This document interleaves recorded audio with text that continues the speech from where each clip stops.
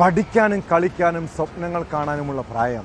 ആ സമയത്ത് ഒരു 13 വയസ്സുള്ള പെൺകുട്ടിയുടെ മാനസികാവസ്ഥയെക്കുറിച്ച് ആരെങ്കിലും ചിന്തിച്ചിട്ടുണ്ടോ? കൗമാരത്തിൻ്റെ തുടക്കം സംഘർഷം നിറഞ്ഞതാണ്. മനസ്സിലും ശരീരത്തിലും മാറ്റങ്ങൾ ഉണ്ടാകുന്ന സമയം. ആ പ്രായത്തിൽ ചിലപ്പോൾ വീട്ടിൽ എതിർ ശബ്ദങ്ങൾ ഉയരാം. കുടുംബ ബന്ധങ്ങളെക്കാൾ സൗഹൃദത്തിന് പ്രാധാന്യം നൽകാം. മക്കളുടെ ഈ മാറ്റം കണ്ട് ആശങ്കപ്പെടുന്ന മാതാപിതാക്കളുണ്ട്. കാരണം സിനിമകളും സോഷ്യൽ മീഡിയയും സൗഹൃദങ്ങളുമൊക്കെയാണ് ഇപ്പോൾ കുട്ടികളെ നിയന്ത്രിക്കുകയും സ്വാധീനിക്കുകയും ചെയ്യുന്നത്. ജീവിത ലക്ഷ്യങ്ങളെക്കുറിച്ച് സ്വപ്നങ്ങൾ കാണേണ്ട പ്രായത്തിൽ ഒരു കൊലപാതകത്തെക്കുറിച്ച് അവർ ചിന്തിക്കുന്നുണ്ടെങ്കിൽ, പേനയും പുസ്തകങ്ങളും പിടിക്കേണ്ട കൈകളിൽ കൊലക്കത്തി എത്തുന്നുണ്ടെങ്കിൽ ഇതൊരു അപകടം പിടിച്ച കാലമാണ് കേട്ടോ. ആലപ്പുഴ കരുവാറ്റയിലെ 13കാരി ഉറ്റ ബന്ധുവായ വയോധികനെ കൊലപ്പെടുത്തിയതിന് പിന്നിൽ ഒരു പ്രതികാരത്തിൻ്റെ കഥയുണ്ടെന്നാണ് കേൾക്കുന്നത്. അവളോട് അയാൾ മോശമായി പെരുമാറിയതിൻ്റെ പക, പിന്നീട് കാമുകനുമായി ചേർന്നുള്ള ആസൂത്രണം, കൊലപാതകത്തിന് ശേഷം ഐഫോണും ബൈക്കും വാങ്ങാനുള്ള തീരുമാനം. ചിന്തിക്കുമ്പോൾ തന്നെ പേടി തോന്നുന്നുണ്ടല്ലേ? ഇതോടൊപ്പം തൊടുപുഴയിൽ കഞ്ചാവ് ലഹരിയിൽ പെറ്റമ്മയെ കൊലപ്പെടുത്തിയ യുവാവിനെക്കുറിച്ചും കേട്ടു. എന്താണ് ഈ നാട്ടിൽ ഇപ്പോൾ സംഭവിക്കുന്നത്? വിശദമായി പരിശോധിക്കുകയാണ് പോലീസ് പട്രോൾ. സ്വാഗതം.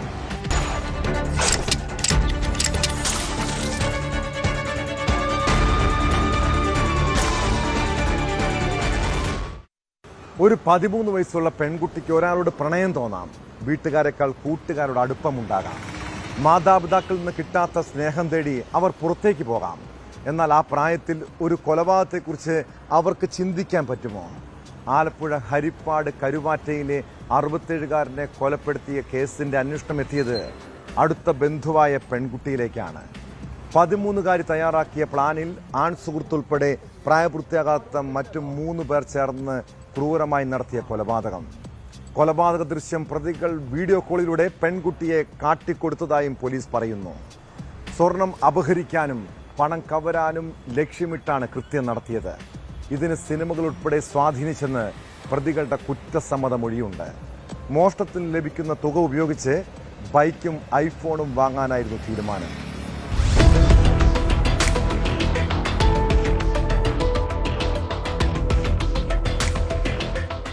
തിങ്കളാഴ്ച രാവിലെയാണ് 67 വയസ്സുകാരൻ ശിവൻകുട്ടിയെ കരുവാറ്റ മാടപ്പുരയ്ക്കുള്ള വാടക വീട്ടിൽ കൊല്ലപ്പെട്ട നിലയിൽ കണ്ടെത്തിയത്. കൈയും കാലും ബന്ധിച്ച് വിവസ്ത്രനാക്കിയ രീതിയിലായിരുന്നു മൃതദേഹം. വീടിനകം മുഴുവൻ മുളകുപൊടി വിതറിയിരുന്നു. അന്വേഷണത്തിന്റെ ആദ്യഘട്ടത്തിൽ തന്നെ കൊല്ലപ്പെട്ടയാളുടെ അടുത്ത ബന്ധു കൂടിയായ പെൺകുട്ടിക്ക് കൃത്യത്തിൽ പങ്കുണ്ടെന്ന് പോലീസിന് വ്യക്തമായി. ചോദ്യം ചെയ്യൽ കൃത്യം നടത്തിയ പ്രായപൂർത്തിയാകാത്ത ആൺ സുഹൃത്തുൾപ്പെടെയുള്ള മറ്റു 3 പേരുടെ വിവരങ്ങൾ കൂടി പെൺകുട്ടി വെളിപ്പെടുത്തി. കൊലപ്പെടുത്തുന്നതിന്റെ വീഡിയോ ദൃശ്യങ്ങൾ ഉടനെ തന്നെ പെൺകുട്ടിയെ വിളിച്ചിട്ട് ഈ ബോയ്ഫ്രണ്ട് വീഡിയോ കോൾ ചെയ്തിട്ട് കാണിച്ചു കൊടുക്കുന്നതായിട്ട് നമുക്ക് അന്വേഷണത്തിൽ ബോധ്യപ്പെടും. അതിനുശേഷം വീട്ടിൽ നിന്ന് ആ ഗോൾഡ് ഓർണമെന്റ്സും മറ്റുമൊക്കെ മോഷണം ചെയ്ത് കൊണ്ടുപോയിട്ടുണ്ട്. അതും ഈ പെൺകുട്ടിയുടെ സഹായത്തോടു കൂടിയാണ് ചെയ്തതായിട്ട് മനസ്സിലായിട്ടുള്ളത്. പെൺകുട്ടിക്ക് ഐഫോണും മറ്റു 3 പേർക്ക് ആഡംബര ബൈക്കും വാങ്ങാനുള്ള പണം സമാഹരിക്കാനാണ് മോഷണവും കൊലപാതകവും ആസൂത്രണം ചെയ്തത്. ശുചിമുറിയിലെ വെന്റിലേഷൻ വഴിയാണ് പ്രതികളിൽ ഒരാൾ ആദ്യം അകത്തു കയറിയത്. ശുചിമുറിയുടെ വാതിൽ തുറക്കുന്ന ശബ്ദം കേട്ട വയോധികൻ ചെന്നപ്പോൾ ക്രൂരമായി ഉപദ്രവിച്ചു. തലക്കേറ്റ ശക്തമായ അടിയെ തുടർന്ന് ആന്തരിക രക്തസ്രാവം ഉണ്ടായതായി പോസ്റ്റ്മോർട്ടത്തിൽ കണ്ടെത്തിയിട്ടുണ്ട്. മർദ്ദനമേറ്റ് ബോധരഹിതനായി വീണ ശേഷം ശ്വാസം മുട്ടിച്ച് കൊലപ്പെടുത്തുകയായിരുന്നു. കൊലപാതക ദൃശ്യം പ്രതികൾ വീഡിയോ കോളിലൂടെ പെൺകുട്ടിയെ കാട്ടിക്കൊടുക്കുകയും ചെയ്തു.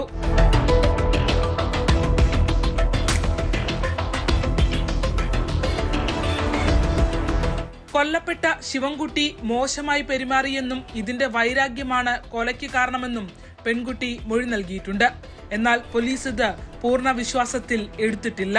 ആക്ച്വലി ബോഡി കാണുമ്പോൾ കൈയും കാലുകളും തുണികൾ കൊണ്ട് ബന്ധിച്ച നിലയിലാണ് ബോഡി കാണപ്പെട്ടത്. തുടർന്ന് കൊലപാതക രീതിയിൽ അന്വേഷണം നടത്തുകയും ഈ അടുത്ത ബന്ധുക്കളാണോ മറ്റ് പുറത്തുനിന്ന് വന്ന ആരെങ്കിലും ചെയ്താണോ എന്നുള്ള രീതിയിലുള്ള ഡീറ്റെയിൽഡ് ആയിട്ടൊരു ഇൻവെസ്റ്റിഗേഷനാണ് ഇതിൽ നടത്തിയത്. 13കാരി ഉൾപ്പെടെ പ്രതികളെല്ലാം ലഹരി ഉപയോഗിക്കാറുണ്ടെന്നും പോലീസ് പറഞ്ഞു. കൃത്യം നടത്തിയവർ +1, +2 വിദ്യാർത്ഥികളും ഒരാൾ +1-ൽ പഠനം നിർത്തിയ ആളുമാണ്. പോലീസ് കസ്റ്റഡിയിൽ നിന്നും പ്രതികളെ CWCക്ക് കീഴിലെ ഒബ്സർവേഷൻ കേന്ദ്രത്തിലേക്ക് മാറ്റി. തുടക്കത്തിൽ ഏറെ ദുരൂഹതയുണർത്തിയ കേസിലാണ് ഒരു ദിവസം കൊണ്ട് തന്നെ പോലീസ് പ്രതികളെ കുടുക്കിയത്. 13കാരി അടക്കമുള്ളവർ ആസൂത്രണം ചെയ്താണ് കൊല്ലത്ത് നിന്ന് വൈകിട്ടോടെ ട്രെയിനിലെത്തി ശനിയാഴ്ച ക്രൂര കൊലപാതകം നടത്തിയതെന്നത് നാട്ടുകാരെയാകെ ഞെട്ടിച്ചിട്ടുണ്ട്. അപ്പം ഞാൻ പാലിട്ടു. ഇപ്പം ഇവൻ വന്ന് പുറകെ 1-2 പേരും. അപ്പം ഞാൻ നോക്കിയപ്പോൾ 2-3 പേര് വരുന്നു, ഇവിടുത്തെ ജോലിക്കാരും ഒക്കെ വരുന്നു. അപ്പോൾ ഏതോ സംതിങ് അവിടെ ഉണ്ട് എന്ന് എനിക്ക് മനസ്സിലായി. അപ്പം അത് ഇവളെ കൂട്ടുകാരോട് പറഞ്ഞതാണ്. പിന്നെ ഇവളെ വിളിപ്പിച്ച് ശരിമ എല്ലാം സന്ധ്യ കഴിഞ്ഞ് ഇവളെ വിളിപ്പിച്ച് ഇവളെ അറസ്റ്റ് ചെയ്യാന്നുള്ളത്. അപ്പോൾ അവൾ പറഞ്ഞു എല്ലാം സംഭവിച്ചു.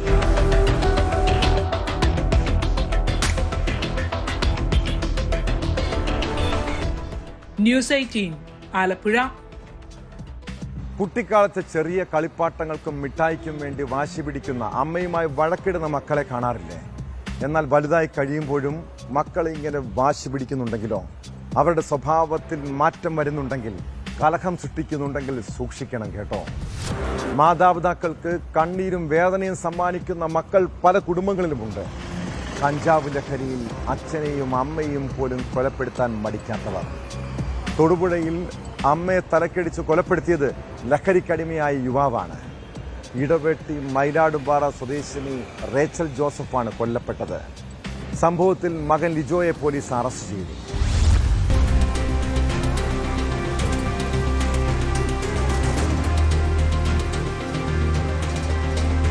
തൊടുപുഴയ്ക്ക് സമീപം ഇടവെട്ടി മൈലാടുംപാറയിലാണ് വൈകിട്ടോടെ അമ്മയെ മകൻ തലക്കടിച്ചു കൊലപ്പെടുത്തിയത്. സംഭവശേഷം ഓടി രക്ഷപ്പെട്ട പ്രതി ലിജോയെ തൊടുപുഴ പോലീസ് മണിക്കൂറുകൾക്കകം പിടികൂടി. പ്രതി ലഹരിക്ക് അടിമയാണെന്ന് പോലീസ് പറഞ്ഞു. വീടിന്റെ പിന്നാമ്പുറത്താണ് തല പൊട്ടി ചോര വാർന്നൊലിക്കുന്ന നിലയിൽ റേച്ചലിന്റെ മൃതദേഹം കണ്ടെത്തിയത്. സമീപവാസികൾ വിവരമറിയിച്ചതിനെ തുടർന്നാണ് പോലീസ് സ്ഥലത്തെത്തിയത്. മോനാണ് ഇവിടെ താമസിച്ചുകൊണ്ടിരുന്നത്. വീട്ടിൽ ഇടയ്ക്ക് വരുമെന്നാണ് അറിയാൻ കഴിഞ്ഞത്. അപ്പം വീട്ടിൽ നിന്ന് എനക്കൊന്നും കേൾക്കാത്തതുകൊണ്ട് തൊട്ട അടുത്ത് താമസിക്കുന്ന എനിക്ക് നോക്കിയപ്പോൾ കണ്ടു എന്നാണ്. കസ്റ്റഡിയിലെടുത്ത ലിജോയെ ചോദ്യം ചെയ്തു വരികയാണെന്ന് പോലീസ് പറഞ്ഞു. കൊലയിലേക്ക് നയിച്ച കാരണമെന്തെന്ന് കണ്ടെത്തേണ്ടതുണ്ട്. ഇടയ്ക്ക് വീട്ടിൽ അമ്മയും മകനും ബഹളമുണ്ടാക്കിയിരുന്നതായി നാട്ടുകാർ പറയുന്നു. ലിജോയ്ക്ക് മാനസിക പ്രശ്നങ്ങൾ ഉള്ളതായും സംശയമുണ്ട്. കഴിഞ്ഞ ദിവസം നെടുങ്കണ്ടം എഴുകുംവയലിൽ മാതാപിതാക്കളെ മകൻ കൊലപ്പെടുത്തിയതിന്റെ ഞെട്ടൽ വിട്ടുമാറും മുൻപാണ് ഇടുക്കി ജില്ലയിൽ വീണ്ടും ഒരു അരുംകൊല.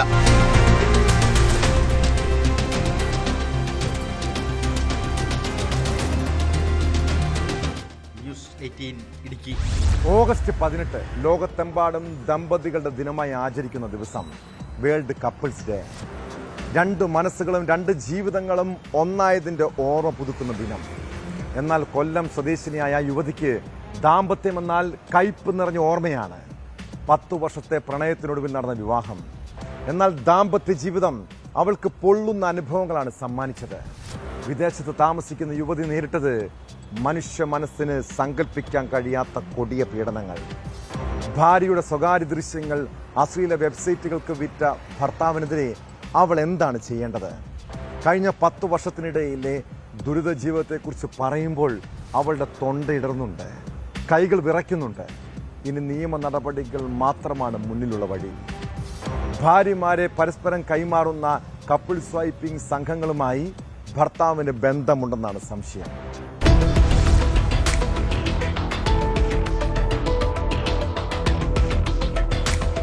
തനിക്ക് കാണാനെന്ന പേരിൽ ഭർത്താവ് പകർത്തിയ കിടപ്പറ ദൃശ്യങ്ങൾ പിന്നീട് അശ്ലീല വെബ്സൈറ്റുകൾക്ക് വിൽപ്പന നടത്തിയെന്നാണ് യുവതിയുടെ പരാതി.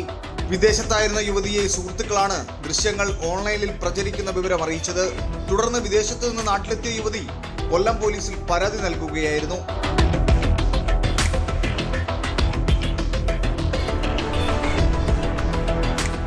കൗൺസിലിംഗ് നിർബന്ധിച്ചതിനെ തുടർന്ന് ഭർത്താവ് ക്രൂരമായി മർദ്ദിച്ചെന്നും പരാതിയിലുണ്ട്. മർദ്ദനമേറ്റ യുവതി നിലവിൽ ആശുപത്രിയിൽ ചികിത്സയിലാണ്. ഇരുവരും തമ്മിലുള്ള സംഭാഷണങ്ങളും സ്വകാര്യ ദൃശ്യങ്ങളും ഉൾപ്പെടെയുള്ള തെളിവുകൾ പോലീസിന് കൈമാറിയിട്ടുണ്ട്. വിദേശത്തായിരുന്നപ്പോൾ പകർത്തിയ ദൃശ്യങ്ങളാണെന്നാണ് പരാതിയിൽ പറയുന്നത്. യുവതിയുടെ പരാതിയിൽ പോലീസ് അന്വേഷണം ആരംഭിച്ചു. സ്വകാര്യ ദൃശ്യങ്ങൾ എങ്ങനെ പുറത്തേക്ക് പോയി, ഇവ അശ്ലീല സൈറ്റുകളിൽ പ്രചരിപ്പിക്കുകയോ വിൽക്കുകയോ ചെയ്തിട്ടുണ്ടോ തുടങ്ങിയ കാര്യങ്ങളാണ് പോലീസ് പരിശോധിക്കുന്നത്.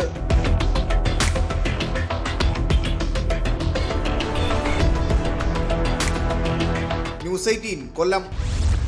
കൗമാരപ്രായക്കാരായ കുട്ടികളുള്ള മാതാപിതാക്കളാണോ നിങ്ങൾ? ആശങ്കപ്പെടുത്താനല്ല, മുന്നറിയിപ്പായി മാത്രം കാണേണ്ട കാര്യമാണിത്. പ്രത്യേകിച്ച് കുട്ടികളുടെ സോഷ്യൽ മീഡിയ ഉപയോഗം അത് പൂർണ്ണമായും നിയന്ത്രിക്കാൻ കഴിയുന്ന കാര്യമല്ല. പക്ഷേ രക്ഷിതാക്കളുടെ അതീവ ശ്രദ്ധയും നിരീക്ഷണവും വേണ്ട സമയമാണ്.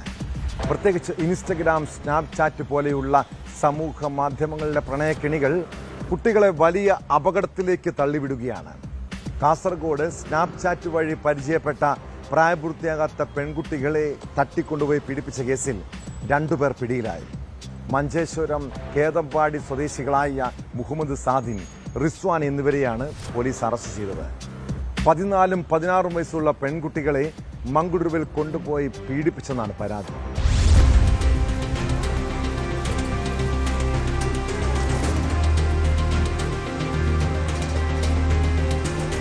സമൂഹ മാധ്യമം വഴി പരിചയപ്പെട്ട പ്രായപൂർത്തിയാകാത്ത 2 പെൺകുട്ടികളെ തട്ടിക്കൊണ്ടുപോയി പീഡിപ്പിച്ചുവെന്ന കേസിലാണ് അറസ്റ്റ്.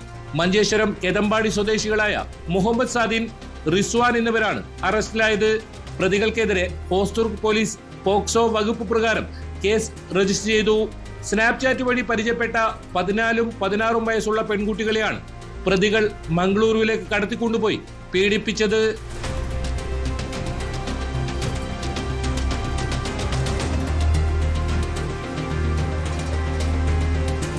കാഞ്ഞങ്ങാട് ഡിവൈഎസ്പി അനിൽകുമാറിന്റെ നിർദ്ദേശപ്രകാരം ഇൻസ്പെക്ടർ ദിനേശാണ് പ്രതികളെ അറസ്റ്റ് ചെയ്തത്. കോടതിയിൽ ഹാജരാക്കിയ പ്രതികളെ റിമാൻഡ് ചെയ്തു.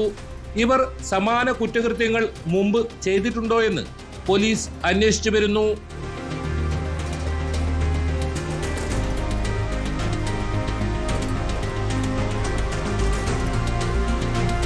ന്യൂസ് 18 കാസർഗോഡ്. ഇൻസ്റ്റഗ്രാമും സ്നാപ്ചാറ്റും റീലുകളുമൊക്കെയാണ് ഇപ്പോൾ കുട്ടികളുടെ ലോകം. സോഷ്യൽ മീഡിയയിലെ ചെറിയ തർക്കങ്ങൾ പോലും അക്രമത്തിലേക്ക് വഴിമാറുന്നുണ്ട്. പാലക്കാട് മുതലമടയിൽ ഇൻസ്റ്റഗ്രാം പോസ്റ്റിനെ ചൊല്ലിയുള്ള വാക്കേറ്റം വലിയ സംഘർഷത്തിലാണ് കലാശിച്ചത്.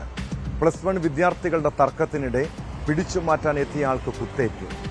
മുതലമടയിൽ മെഡിക്കൽ ഷോപ്പ് നടത്തുന്ന ഷാജഹാനാണ് പരിക്കേറ്റത്. സംഭവത്തിൽ കേസെടുത്ത് പോലീസ് അന്വേഷണം തുടങ്ങിയിട്ടുണ്ട്.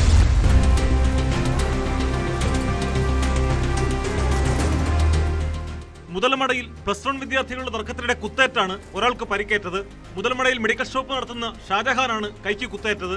ഇൻസ്റ്റാഗ്രാമിൽ റീൽസ് ഷെയർ ചെയ്തതിനെ ചൊല്ലിയാണ് വിദ്യാർത്ഥികൾ തമ്മിൽ തർക്കമുണ്ടായതെന്നാണ് വിവരം. തർക്കം പിന്നീട് കയ്യാങ്കളിയിലേക്ക് മാറുകയായിരുന്നു.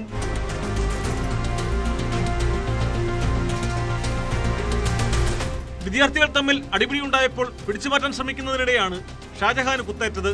ഷാജഹാനെ പാലക്കാട് ജില്ലാ ആശുപത്രിയിൽ പ്രവേശിപ്പിച്ചു. സംഭവത്തിൽ പോലീസ് അന്വേഷണം ആരംഭിച്ചിട്ടുണ്ട്. വിദ്യാർത്ഥികൾ തമ്മിലുണ്ടായ തർക്കത്തിന്റെ കൂടുതൽ വിവരങ്ങളും കുത്തേറ്റ സംഭവത്തിലേക്ക് നയിച്ച സാഹചര്യങ്ങളും അന്വേഷിച്ചു വരികയാണെന്ന് പോലീസ് അറിയിച്ചു.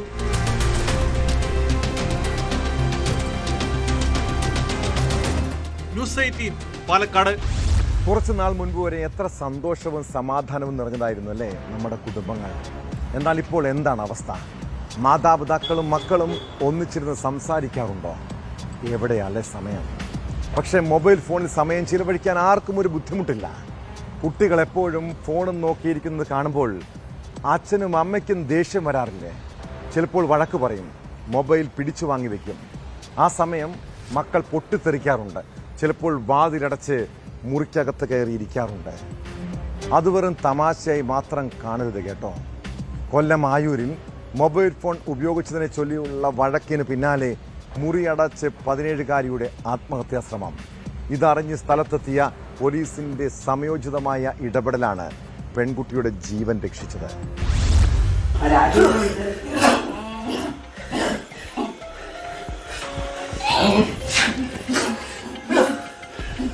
ആയൂർ സ്വദേശിയായ 17-കാരിയാണ് കഴിഞ്ഞ ദിവസം പുലർച്ചെ 4 മണിയോടെ വീട്ടിൽ പ്രശ്നമുണ്ടാക്കിയത്. മൊബൈൽ ഫോൺ ഉപയോഗിച്ചതിനെ ചൊല്ലി മാതാവ് വഴക്ക് പറഞ്ഞതിനെ തുടർന്നായിരുന്നു സംഭവം. പെൺകുട്ടി മുറിയിൽ കയറി വാതിലടച്ചിരുന്നു. മാതാവ് പോലീസിന്റെ സഹായം തേടിയതോടെ SI മനോജും ഹോംഗാർഡ് ജ്യോതിയും വീട്ടിലെത്തി. വാതിൽ തട്ടിയിട്ടും പ്രതികരണമില്ലാതെയായതോടെ ജനാലയുടെ ചില്ല് തകർത്ത് നോക്കിയപ്പോഴാണ് പെൺകുട്ടിയെ ഫാനിൽ തൂങ്ങിയ നിലയിൽ കണ്ടെത്തിയത്.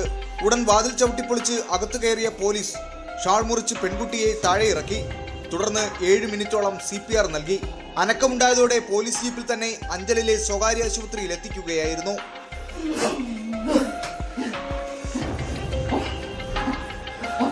സമയോചിതമായ ഇടപെടലിലൂടെ ഒരു 17-കാരിയുടെ ജീവൻ രക്ഷിച്ച SI മനോജിന്റെയും ഹോംഗാർഡ് ജ്യോതിയുടെയും പ്രവർത്തനം ചടയമംഗലം പോലീസിനും നാടിനും അഭിമാനമായിരിക്കുകയാണ്.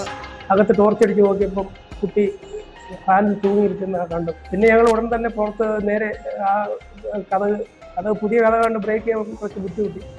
ചവിട്ടി തുറന്ന് അകത്ത് കയറിയപ്പോൾ കുട്ടി കെട്ടിത്തൂങ്ങിയ നിലയിലായിരുന്നു. ഇതിന് മുകളിൽ കയറി കുട്ടിയെ പിടിച്ചുയർത്തി ജ്യോതി അത് അറുത്ത് ഞങ്ങൾ തറയിൽ കിടത്തി നല്ല കുറച്ച് ഒരു 5-6-7 മിനിറ്റ് CPR കൊടുത്തതിന് ശേഷമാണ് കുട്ടിക്ക് കുറച്ച് ബോധം വീണത്. ന്യൂസ് 18 കൊല്ലം. പ്രതിരോധിക്കാൻ കഴിയാത്തവരെ ആക്രമിക്കുന്നത് ഹീറോയിസമാണോ? ഒരു ഭിന്നശേഷിക്കാരനെ സംഘം ചേർന്ന് കെട്ടിയിട്ട് മർദ്ദിക്കുന്നത് ഭീരുത്വമാണെന്നേ. തിരുവനന്തപുരം നെയ്യാറ്റിൻകരയിൽ ഭിന്നശേഷിയുള്ള യുവാവിനെ കെട്ടിയിട്ട് മർദ്ദിച്ചത് പീഡനശ്രമം ചെറുത്തതിനാണ്. അവിടം കൊണ്ടും തീർന്നില്ല ക്രൂരതകൾ. യുവാവിൻ്റെ മീശയും മുടിയും ഭാഗികമായി വടിച്ചു കളഞ്ഞു. 4 അംഗ സംഘമാണ് അതിക്രമത്തിന് പിന്നിലെന്നാണ് പരാതി. ക്രിമിനൽ കേസ് പ്രതി അടക്കമുള്ളവർക്കെതിരെ പോലീസ് കേസെടുത്ത് അന്വേഷണം ആരംഭിച്ചു.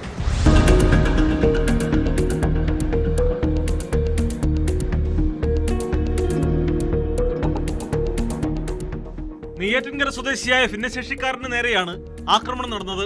കഴിഞ്ഞ ദിവസമായിരുന്നു സംഭവം. വൈകിട്ട് വീടിന് സമീപത്തെ സ്കൂൾ ഗ്രൗണ്ടിൽ കളിക്കാൻ പോയ 21-കാരനെ ഒരു സംഘം അവണാകുഴിയിലെ ആളൊഴിഞ്ഞ വീട്ടിലെത്തിക്കുകയായിരുന്നു. തുടർന്ന് കെട്ടിയിട്ട് മർദ്ദിക്കുകയും തലമുടിയും മീശയും ഭാഗികമായി വടിക്കുകയും ചെയ്തതെന്നാണ് നെയ്യാറ്റിൻകര പോലീസിൽ നൽകിയ മൊഴിയിൽ പറയുന്നത്. സ്കൂളിൽ പോയി കളിക്കാൻ അവനത്തെ പയ്യമ്മ വിളിച്ച് അന്നത്തെ പോയപ്പാണ് അവനത്തെ നമ്മളെ കമ്മോട്ട് വന്നിട്ട് പോയി. ഞാൻ അവിടെ കമ്പട്ട് അടിച്ച് എൻ്റെ ഇടി ചാടി ചോറ അടിച്ച് കമ്പട്ട്. രാത്രി വൈകിയും ഇയാൾ വീട്ടിൽ വരാത്തതിനെ തുടർന്ന് ബന്ധുവീടുകൾ ഉൾപ്പെടെ രക്ഷിതാക്കൾ അന്വേഷിച്ചുവെങ്കിലും കണ്ടെത്താൻ കഴിഞ്ഞിരുന്നില്ല. പുലർച്ചെ 5 മണിയോടെ കെട്ടിയിട്ടടുത്തു നിന്ന് രക്ഷപ്പെട്ട് വീട്ടിലെത്തി കാര്യങ്ങൾ പറയുകയായിരുന്നു. തുടർന്ന് വീട്ടുകാർ ആശുപത്രിയിൽ പ്രവേശിപ്പിച്ചു. ആശുപത്രിയിൽ നിന്നാണ് പോലീസിന് വിവരം കൈമാറിയത്. കമ്പുകൊണ്ടടക്കം അടിച്ചതിന്റെ പാടുകൾ ദേഹത്തുണ്ട്. മദ്യലഹരിയിലായിരുന്ന സംഘം ലൈംഗികാതിക്രമം നടത്തുകയും അത് ചേർത്തപ്പോൾ ക്രൂരമായി ഉപദ്രവിക്കുകയുമായിരുന്നാണ് വിവരം. സംഭവത്തിൽ ക്രിമിനൽ കേസ് പ്രതിയടക്കം 4 പേർക്കെതിരെ നെയ്യാറ്റിൻകര പോലീസ് കേസെടുത്തു. പ്രതികൾക്കായി അന്വേഷണം ആരംഭിച്ചതായി പോലീസ് അറിയിച്ചു.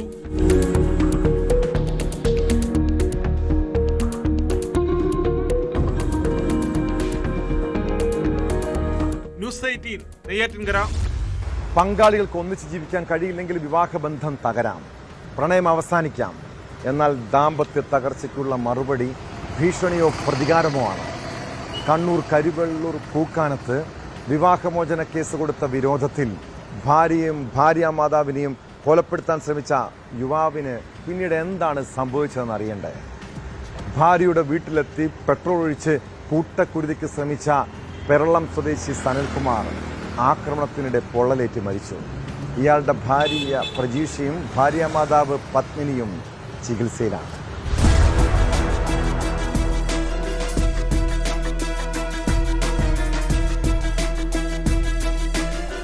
ഞായറാഴ്ച രാത്രിയിലാണ് സനൽകുമാർ ഭാര്യ പി പ്രജിഷയെയും ഭാര്യാമാതാവ് പത്മിനിയെയും വീട്ടിൽ കയറി പെട്രോൾ ഒഴിച്ച് തീ കൊളുത്തിയത്. സംഭവത്തിൽ സനൽകുമാറിനും ഗുരുതരമായി പൊള്ളലേറ്റിരുന്നു. പരിയാരം ഗവൺമെന്റ് മെഡിക്കൽ കോളേജിൽ ചികിത്സയിലിരിക്കെ പുലർച്ചെയാണ് മരണം. പ്രജിഷ വിവാഹമോചനത്തിന് കേസ് കൊടുത്ത വിരോധത്തിലായിരുന്നു ആക്രമണം. ഇരുവരും കുറെ കാലമായി പിരിഞ്ഞു താമസിക്കുകയായിരുന്നു. രാത്രിയിൽ ഓട്ടോറിക്ഷയിൽ പെട്രോൾ നിറച്ച ക്യാനുമായി എത്തിയാണ് സനൽകുമാർ ആക്രമണം നടത്തിയത്. ശബ്ദം കേട്ട് തൊട്ടടുത്ത വീട്ടിൽ താമസിക്കുന്നവർ നോക്കിയപ്പോൾ സനൽ നിന്നു കത്തുന്നതാണ് കണ്ടതെന്ന് പറയുന്നു. ഉടൻ നാട്ടുകാരെ വിവരമറിയിക്കുകയായിരുന്നു. തുടർന്ന് നാട്ടുകാരാണ് പോലീസിനെ വിവരമറിയിച്ചതും പ്രജിഷയെയും പത്മിനിയെയും ആശുപത്രിയിൽ എത്തിച്ചതും. ഇരുവരും കണ്ണൂരിലെ സ്വകാര്യ ആശുപത്രിയിൽ ചികിത്സയിലാണ്. പോലീസ് എത്തിയാണ് സനൽകുമാറിനെ ആശുപത്രിയിലേക്ക് മാറ്റിയത്. തുടർന്ന് ഇയാൾക്കെതിരെ വധശ്രമത്തിന് കേസെടുത്തു. സംഭവത്തിൽ പയ്യന്നൂർ പോലീസ് വിശദമായ അന്വേഷണം നടത്തിവരികയാണ്.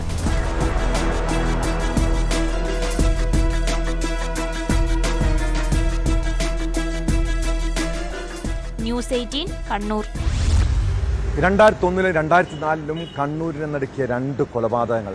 ആ കേസിൽ പ്രതിയായ കൊടും കുറ്റവാളി രാകേഷിനെ ചിലപ്പോൾ പലരും മറന്നു കാണും. പക്ഷെ നമ്മുടെ നിയമ സംവിധാനങ്ങൾക്ക് അയാളെ അങ്ങനെ വെറുതെ വിടാൻ പറ്റുമോ? 2 പതിറ്റാണ്ടോളം പേരുമാറ്റിയും സ്ഥലം മാറിയും വിവിധ സ്ഥലങ്ങളിൽ ഒളിവിൽ കഴിഞ്ഞ പ്രതിക്ക് പിന്നാലെ തന്നെ ഉണ്ടായിരുന്നു ഈ കാലയളവിലെല്ലാം പോലീസ്. പിടികിട്ടാപ്പുള്ളിയായ താവക്കര വലിയ വളപ്പ് സ്വദേശി രാകേഷ് ഒടുവിൽ കണ്ണൂർ സിറ്റി പോലീസിന്റെ പിടിയിലായിരിക്കുന്നു. ബംഗളൂരുവിൽ നിന്നാണ് പ്രതിയെ പോലീസ് അറസ്റ്റ് ചെയ്തത്.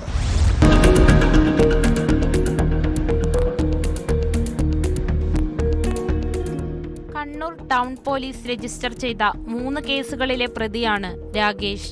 2001 കണ്ണൂരിനെ നടുക്കിയ കൊമ്പ്ര പ്രദീപൻ വധക്കേസ്, 2004 കണ്ണൂർ സെൻട്രൽ ജയിലിൽ നടന്ന രവീന്ദ്രന്റെ കൊലപാതകം, യോഗാനന്ദനെ വധിക്കാൻ ശ്രമിച്ച കേസ് എന്നിവയിലെ പിടികിട്ടാപ്പുള്ളിയായിരുന്നു.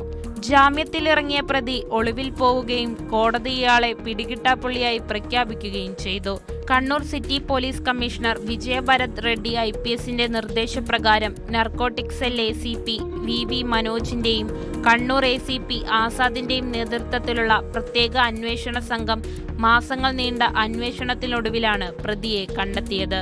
പഴയ സുഹൃത്തിൽ നിന്ന് ലഭിച്ച അവ്യക്തമായ ഫോട്ടോയാണ് അന്വേഷണത്തിൽ നിർണായകമായത്.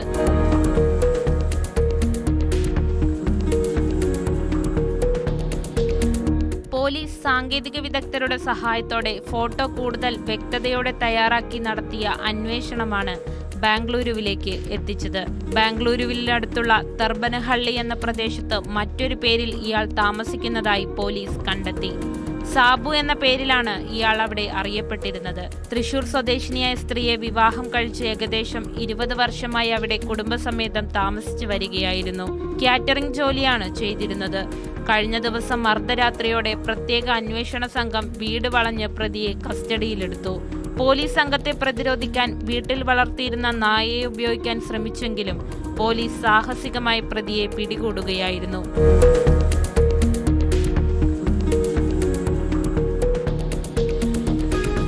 ന്യൂസ് 18 കണ്ണൂർ. പാലക്കാട് ഒറ്റപ്പാലത്ത് കവർച്ചാ സംഘങ്ങൾ നാട്ടുകാരുടെ ഉറക്കം കെടുത്തുകയാണ്. രാത്രിയും പകലും മോഷണം നടത്തുന്ന സാഹചര്യം. അടച്ചിട്ട വീടുകൾ കേന്ദ്രീകരിച്ചാണ് കവർച്ചകൾ. ഒറ്റപ്പാലം കണ്ണിയംപുറത്ത് പട്ടാപ്പകൽ പൂട്ടിയിട്ടിരുന്ന വീട് കുത്തിത്തുറന്ന് 8 പവൻ സ്വർണം കവർന്നു. കോയിലത്ത് വാര്യത്ത് അനിൽകുമാറിന്റെ വീട്ടിലാണ് മോഷണം നടന്നത്. സംഭവത്തിൽ കേസെടുത്ത പോലീസ് അന്വേഷണം ഊർജിതമാക്കിയിട്ടുണ്ട്.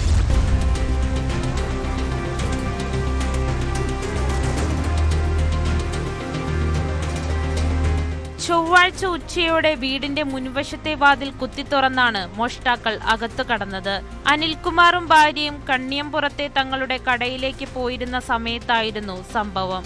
കിടപ്പുമുറിയിലെ അലമാരയിൽ സൂക്ഷിച്ചിരുന്ന ഒരു മാല, 2 ജോഡി കമ്മലുകൾ, മോതിരം എന്നിവയാണ് നഷ്ടപ്പെട്ടത്. എനിക്ക് ഉച്ചയ്ക്ക് 1:30 ഊണ് കഴിക്കാൻ വന്നപ്പോൾ ഇവിടെ വാതിലും അലമാരയിലും തുറന്നിട്ടുണ്ടായിരുന്നു. കുറച്ച് സ്വർണ്ണം ഉണ്ടായിരുന്നു, അതൊക്കെ പോയിട്ടുണ്ട്. വീട്ടുകാർ തിരിച്ചെത്തിയപ്പോഴാണ് കവർച്ചാ വിവരം അറിയുന്നത്. തുടർന്ന് പോലീസിൽ വിവരം അറിയിക്കുകയായിരുന്നു. സംഭവത്തിൽ ഒറ്റപ്പാലം പോലീസ് കേസെടുത്ത് അന്വേഷണം ആരംഭിച്ചു. പ്രദേശത്തെ CCTV ദൃശ്യങ്ങൾ കേന്ദ്രീകരിച്ചും പോലീസ് പരിശോധന നടത്തി വരികയാണ്.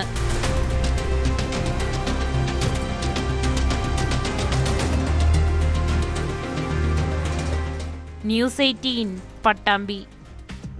അച്ഛനും അമ്മയും തമ്മിലുള്ള നിരന്തരമായ കലഹങ്ങൾ കണ്ടുവളരുന്ന കുട്ടികളുടെ മാനസികാവസ്ഥയെക്കുറിച്ച് നിങ്ങൾ എപ്പോഴെങ്കിലും ചിന്തിക്കാറുണ്ടോ? വീട്ടിലെ സംഘർഷങ്ങളും മാതാപിതാക്കളുടെ വേർപിരിയലും എങ്ങനെയാണ് ആ കുഞ്ഞുങ്ങളെ ബാധിക്കുന്നത്? ദാമ്പത്യ തർക്കത്തിനിടെ വെന്തുരുകുന്ന മക്കളെക്കുറിച്ച് മാതാപിതാക്കൾ ഇടയ്ക്കൊന്ന് ആലോചിക്കണം. വീട്ടിൽ കിട്ടാത്ത സ്നേഹവും പരിഗണനയും കൊടുക്കാനും അവരെ ആശ്വസിപ്പിക്കാനും ചേർത്ത് പിടിക്കാനും പുറത്ത് ചില ആളുകളുണ്ട് കേട്ടോ. ആ കരുതലും സ്നേഹവും ചതിയാണെന്നോ വഞ്ചനയാണെന്നോ മനസ്സിലാക്കാനുള്ള തിരിച്ചറിവ് കുട്ടികൾക്കുണ്ടാകില്ല. അതോടൊപ്പം സിനിമകളും സോഷ്യൽ മീഡിയയും സൗഹൃദങ്ങളും കുട്ടികളുടെ ചിന്തകളിൽ ഉണ്ടാക്കുന്ന സ്വാധീനവും നമ്മൾ ഗൗരവമായി കാണണം. അക്രമം ഒരു തമാശയായി കാണിക്കുന്ന സിനിമയിലെ ദൃശ്യങ്ങളും പെട്ടെന്ന് പണം നേടാനുള്ള വഴികളും ലഹരിയിലേക്ക് നയിക്കുന്ന കൂട്ടുകെട്ടുകളും. കരുവാറ്റയിലെ വീട്ടിലുണ്ടായ കൊലപാതകം ഒരു കുടുംബത്തിൻ്റെ മാത്രം ദുരന്തമായി കാണരുത്. അച്ഛനും അമ്മയും തമ്മിലുള്ള വഴക്കും പ്രശ്നങ്ങളും കണ്ടുവളർന്ന പെൺകുട്ടി, പിന്നീട് മാതാപിതാക്കളുടെ വേർപിരിയൽ, അച്ഛൻ ഉപേക്ഷിച്ച ശേഷം അമ്മ വീട്ടിലെ ബാല്യകാലം, അമ്മ വിദേശത്തേക്ക് പോയപ്പോൾ ആ വീട്ടിൽ അവൾ അനുഭവിച്ച ഒറ്റപ്പെടലും ചൂഷണങ്ങളും, അവിടെ കരുതലും സ്നേഹവുമായി എത്തിയ കാമുകൻ, കൗമാരപ്രായത്തിലെ ലഹരിയും മോശം ബന്ധങ്ങളും അവളുടെ ജീവിതത്തിൻ്റെ താളം തെറ്റിക്കുന്നു. ഒടുവിൽ 13-ാം വയസ്സിൽ കൊലപാതകത്തിനുള്ള കൊട്ടേഷൻ. ആ പെൺകുട്ടിയുടെ ജീവിതം ഇരുട്ടിലാക്കിയതിന് ആരാണ് ഉത്തരവാദി? അച്ഛനും അമ്മയും ഒപ്പമുണ്ടായിരുന്നെങ്കിൽ, അവളെ കേൾക്കാനും ചേർത്ത് പിടിക്കാനും പ്രിയപ്പെട്ടവരുണ്ടായിരുന്നെങ്കിൽ ഈ അവസ്ഥ ആ കുട്ടിക്കുണ്ടാകുമായിരുന്നു. ഈ തലമുറയെ കുറ്റപ്പെടുത്തുന്നതിന് മുൻപ് നമ്മൾ സ്വയം ഒന്ന് ചിന്തിക്കണം. ഇതോടെ പോലീസ് പട്രോൾ പൂർണ്ണമാകുന്നു. നമസ്കാരം.